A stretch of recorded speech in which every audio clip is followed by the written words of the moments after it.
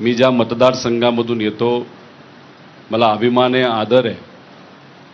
एक सेवक म्हणून मी त्या मतदारसंघाचं काम करतो आणि त्याच मतदारसंघामध्ये पुण्यश्लोक अहिल्यादेवी होळकरांचा जन्म झाला होता.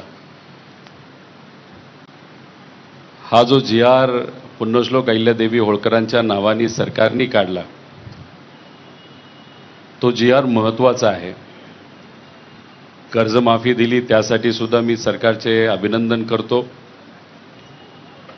फक्त या जी.आर.मध्ये काही अशा अटी आहेत ज्याच्यामुळे अनेक शेतकऱ्यांना या कर्जमाफीचा लाभ मिळणार नाही, नाहीतर कमी मिळू शकतो.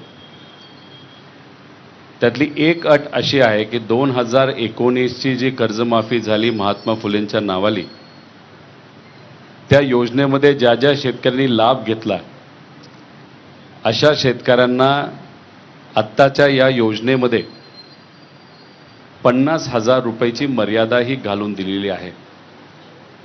त्यामुळे आमचं विनंती आहे, कारण त्या योजनेतून 44 लाख शेतकऱ्यांनी त्या योजनेचा लाभ घेतला होता आणि आम्ही अंदाज जो काढलेला आहे 36 लाख शेतकऱ्यांवर अन्याय होऊ शकतो. म्हणजे त्यांना 50,000 रुपये हे मिळू शकतील, पण आपल्या सगळ्यांची अपेक्षा आहे की या सर्व शेतकऱ्यांना 2 लाखापर्यंतचा लाभ झाला पाहिजे. आणि OTS जी योजना आहे, याच पुण्यश्लोक अहिल्यादेवी होळकरांची ही जी योजना या सरकारने काढलेली, त्याच्यामध्ये OTSचा जो मुद्दा आहे, समजा कोणाचं 2 लाख जे कर्ज आहे ते थकीत असेल तर त्याला 1.5 लाख भरावे लागतील, मग 50,000 मिळणार.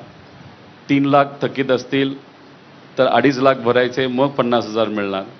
आम्ही सरकारला तुमच्या सगळ्यांच्या वतीने विनंती केलेली आहे की 2 लाख वर हे तुम्ही लिमिट घेऊन जावा. 2019ची अट तुम्ही काढा, 50,000 रुपयाची अट काढा आणि सरसकट त्या सर्व शेतकऱ्यांचं ज्यांचं तिथं कर्ज हे प्रलंबित आहे तर त्या लोकांना तिथं 2 लाखाची मदत झाली पाहिजे. समजा कोणाची तरी 1 लाखाचं कर्ज थकीत असेल तर त्याला 1 लाख भरायचे पण लागणार नाही, कारण का ते 2 लाखच्या अंतर्गत येणार.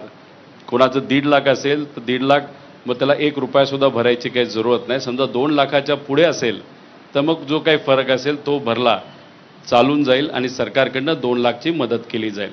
ह्यातून 36 लाख शेतकऱ्यांना याचा फायदा होईल. याच्याचबरोबर जे रेग्युलर शेतकरी आहेत त्यांना सरकारने 50,000 रुपये देण्याचं ठरवलेलं आहे.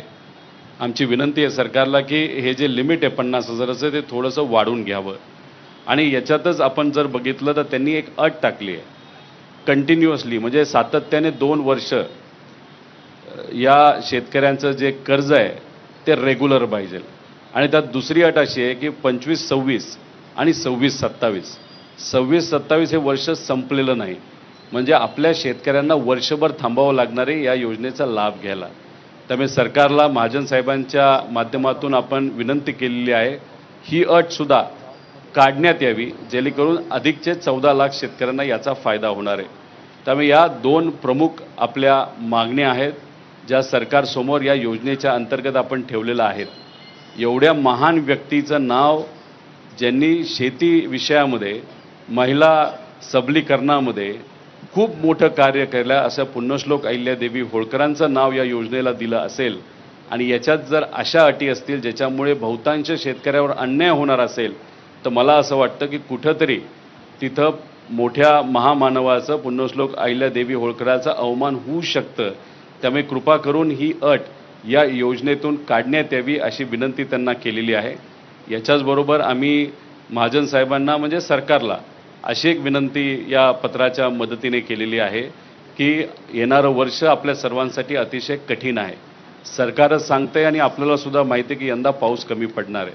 पाऊस जर कमी पडणार असेल तर मग आपल्या शेतामध्ये येत्या काळामध्ये काही पिकणार नाही आणि जे काही ऊस नाही तर कुठलंही पीक असेल ते सुद्धा कदाचित जळून जाऊ शकतं, म्हणजे शेतकरी अजून अडचणीत येणार आहे.